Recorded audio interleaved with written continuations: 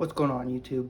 So this video is going to be pretty cool for you guys. It's going to be a couple days long on my end, but for you guys it'll just be a couple minutes. But first, it's a beautiful day out, and I thought it would be a great idea to get my big reticulated python out and let her stretch her legs, so to speak. Just stretch out, get some natural sunlight, and just enjoy this great weather we have. So I'm gonna get her out, take her outside, and I'll probably show you guys getting her out, and then we'll go outside and we'll let her move around, climb, and just be a snake, you know? So we'll see you guys in a second. All right, so first and foremost, this cage stays locked. I have a daughter. I don't want her getting in here. Kind of feel bad because I think she's sleeping right now, but I think she'll enjoy herself. So first things first, unlock the cage and get her out. Oh, I woke her up.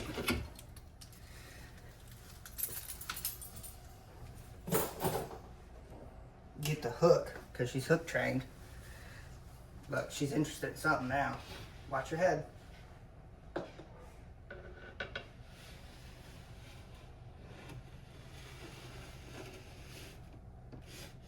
Just make sure she don't come shooting out at me.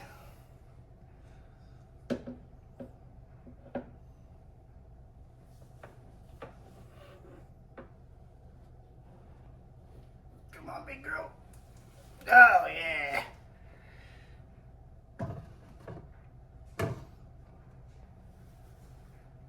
Now, we'll be able to see the sheer size of this snake. Look, she just keeps on coming. Oh. You got yourself stuck under your little bench. Come on.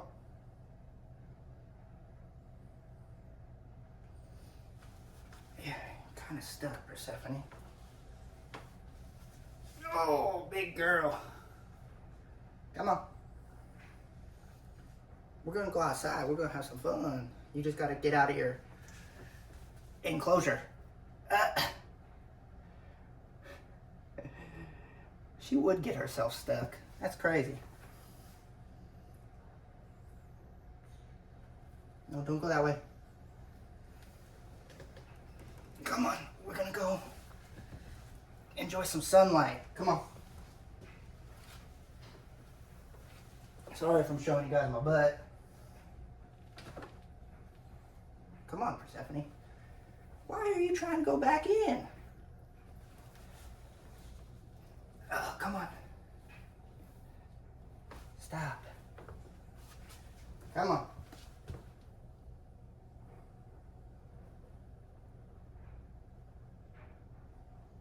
Look, come on.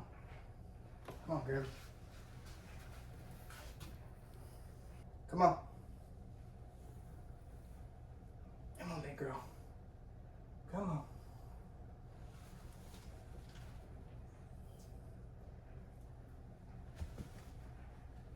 Come on. I know.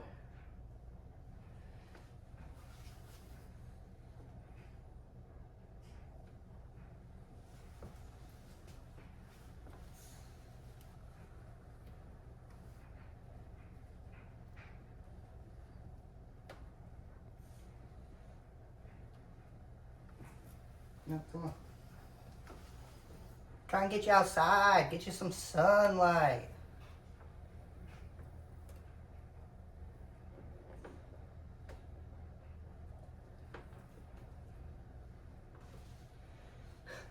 Really? Completely wrapping around it? Come on, girl. There you go. Don't go in that bag. No, don't go in the bag.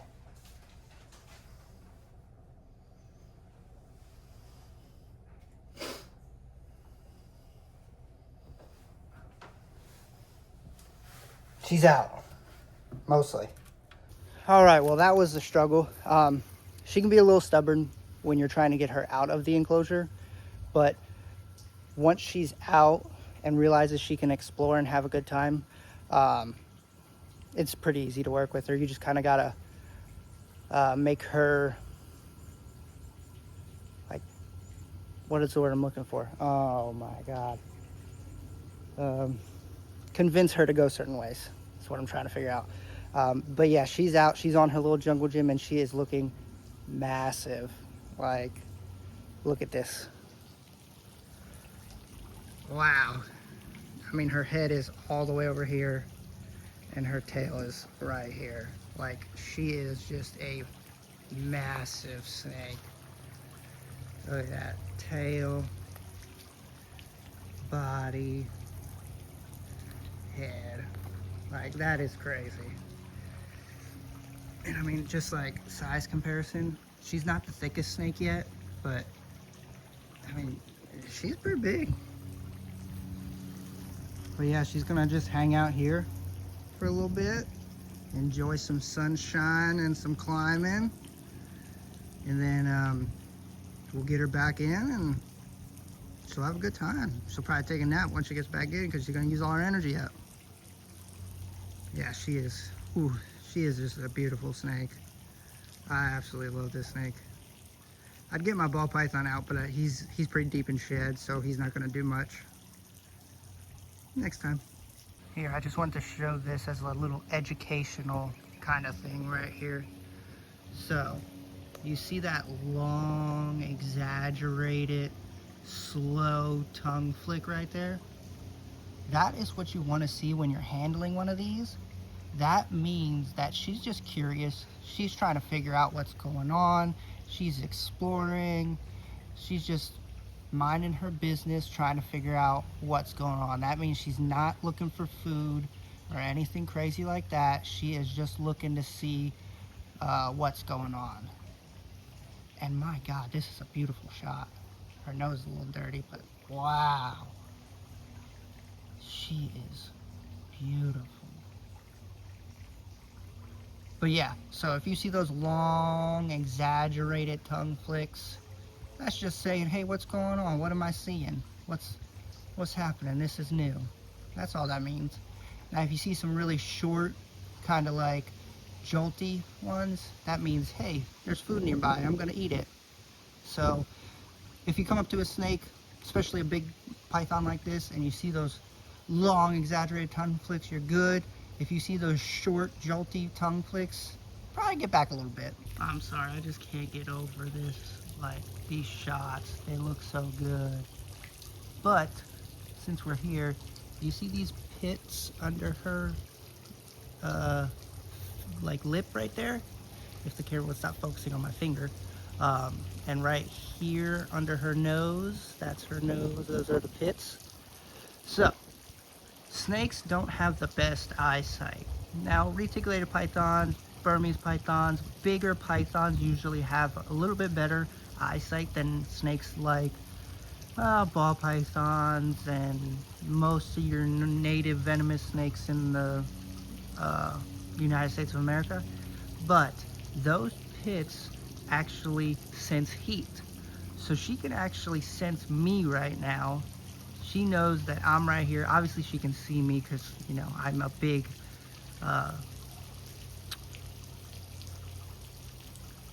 honestly predator to her right now, because I don't think she could eat me right now, obviously. But she sees me with her eyeballs, obviously, but she also sees my heat signature with those pits. So those pits allow pythons and some pit vipers, they're called pit vipers because they have those pits, to sense the heat signature of their prey item. Now, once they use, obviously, their eyesight, the pits, and that tongue flick, all to find their prey items before they strike. Now, they don't hunt out prey.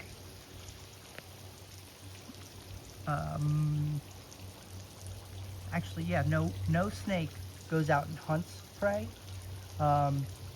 They're all what you call opportunistic. So They're gonna use those pits, those eyes, that tongue click to sense out any type of prey item coming towards them. See if I can get this thing to focus in on her and not the bars or whatever it's focusing on. But they're gonna use those items they have available. They're gonna find that prey item, and when the time is right and it gets close enough, they're gonna strike at it with precision. They're gonna hit it and they're gonna wrap it up if they're a python or constrictor, or they're just gonna hit it with the venom if they're venomous, and they're gonna wait for it to die, and then they're gonna eat it. I shouldn't have said die. They're gonna wait for it to unalive and then eat it, and that's how snakes do it. All right, so she's been out there for about an hour, so we're gonna bring her back, let her get some extra heat and everything. But now you're gonna see the joy it is to get her back into the enclosure after she's been out for a while. So I'm gonna go grab her, I'm gonna put her back in, and we're gonna see how long this takes. All right, so she is choking me a little bit, but she's not full on choking me, so just try to get her head in there. Oh, there we go. Come on, girlie. Oh, God, no. Oh, God. Woo, you almost hit your head, girl. Come on. Go ahead. Go ahead. There you go.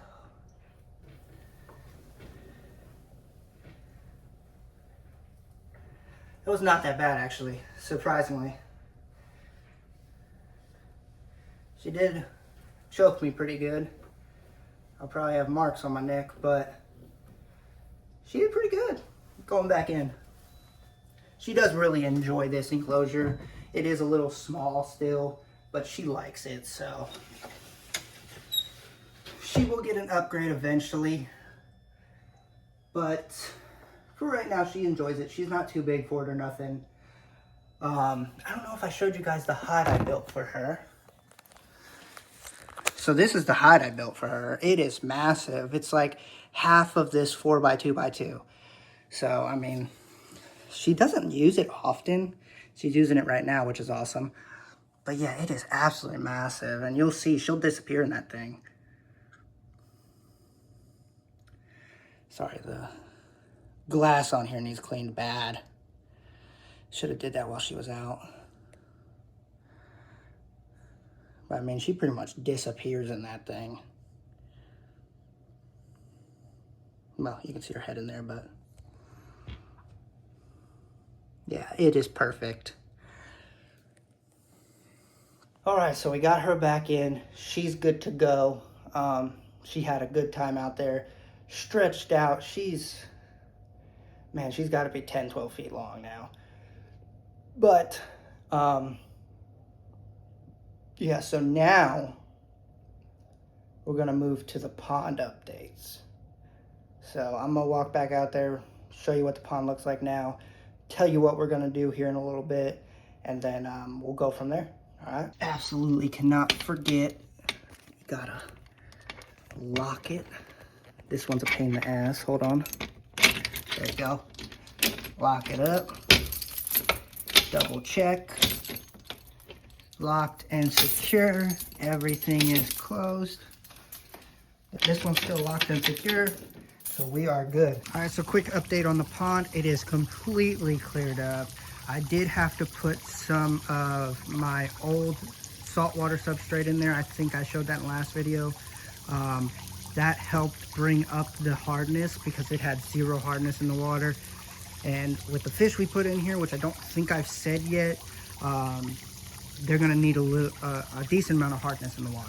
So still struggling with the hardness a little bit, but we'll get there before we put anything in here. Did put a little bit of live rock in there just because I had it laying around, and it'll give some of these fish places to hide. As you can see, we still need a lot of substrate in here. Like, there is just barren spots everywhere. So that is what we're gonna do today. We are gonna go to Lowe's, we are gonna get a bunch of substrate, and we're gonna hopefully finish this pond finish. I say finish. Hopefully, we're gonna finish this pond today. And then, if you saw the last video, you know it gets super cloudy, so we're gonna have to wait a couple of days before we can see the finished product. But yeah, right now the pond is crystal clear and it looks amazing. Cannot wait to get some fish in here. All right, so we went to Lowe's, we put the substrate in, we waited, it cleared up. And that last clip was literally probably, I don't know, 2 weeks ago, 3 weeks ago. Life's been very busy. I've been working a lot of overtime, but it went through a cycle. It was super cloudy, super dirty. It cleared up, super crystal clear, and now it looks like this. It's very greenish yellow. Doesn't look the greatest. I think the filter is going to need cleaned. And honestly, it might just be some algae growth happening. So I got to figure that out. But I don't know if you can tell, it is completely full. There's maybe a little bit of barren spots, but very small, nothing like it was in the last clip. Actually, I don't know if you can see, but there's a little barren spot right there. But yeah, so that is the pond. It is all finished up, and there's actually fish in here. Of course, you're not going to be able to see them because the water's so bad right now, but the red-tail catfish is in here. My big platinum Oscar is in here. One of my Africans is in here because he was bullying all the others in the, we'll call it the grow out tank. And the gar is in here. Now the gar is only in here because of something that happened that I will show you, because we have to go check out the grow out tank, because like I said, the last clip was like 3 weeks ago and we've gotten a couple new fish since then. So let's go check out the grow out tank and let's see what we got, and I'll go over the story of why the gar is in here now. All right, so here we are in the in my daughter's room.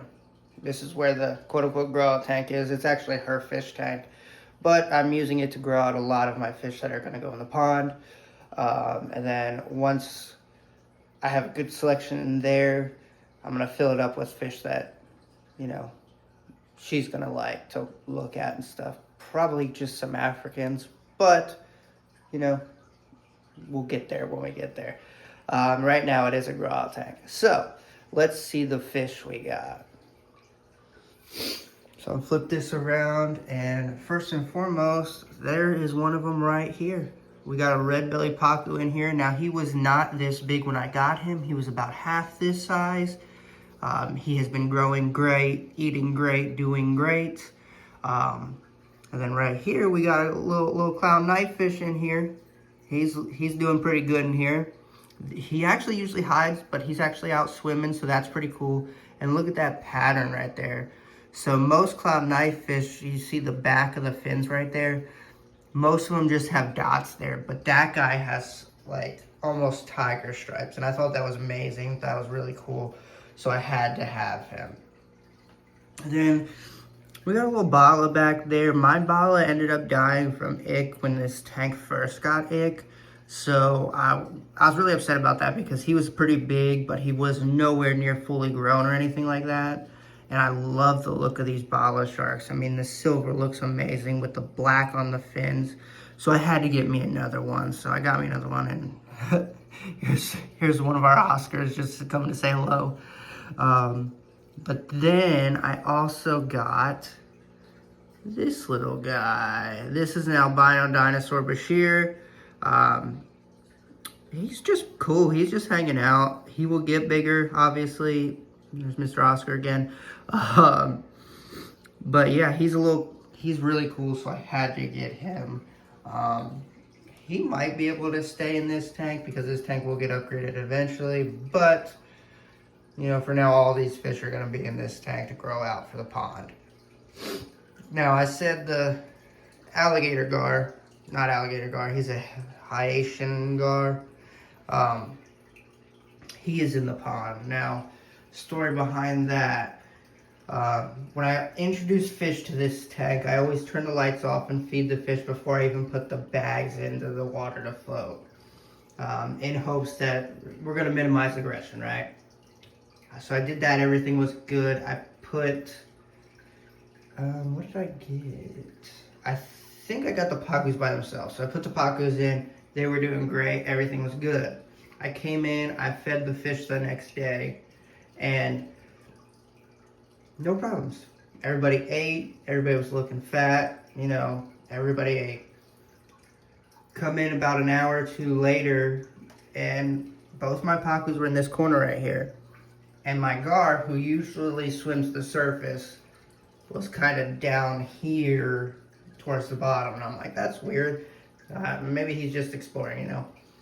So I'm sitting here looking, and then I just absolutely watched the gar come over from like right here and go and grab the pacu and start trying to eat it. And I was like, oh no, I just got him, don't do that. So I threw my hand in there, I pushed the gar away, scared the gar away, and yeah, instantly grabbed him up, and we took him out to the pond, because I didn't want him eating my pacus before I could even get him, you know, grown out into the pond. But yeah, so that's where we're at with, you know, all the fish and everything. We got a couple new fish that are really awesome. I love those red belly pacus. They're like less dramatic piranhas is what I like to call them. But and we got, these fish are growing out. The pacus are actually growing so quickly. Like, they have doubled in size from when I got them. They're actually, I'm looking at them right now. I think my pacu is bigger than my Oscar, and I've had my Oscar for twice as long. So that's really cool. Hopefully we can get this knife fish grown out, this bala grown out really big, and get them in the pond so we can just have more fish in the pond, more movement, easier to see. Right now with only 4 fish, it is pretty hard to see any fish, even when it's completely clear. I mean, the catfish is always hiding. The Oscar that I have out there has gotten a lot more comfortable. You can see him at the surface a bunch. The gar's always at the surface. That's just how gar are. They kind of stay towards the surface. And the African, I can't even find him. I haven't seen him since I put him in there. But yeah, so that is a little bit of an update of what we got going on. I hope you enjoyed seeing Persephone out in the light. I hope you enjoyed seeing the pond get finished, even though it's really dirty right now. But yeah, so thanks for watching. If you like what you see, hit the like button. If you want to see more, hit the subscribe button. And we'll see you in the next one. All right, we're out.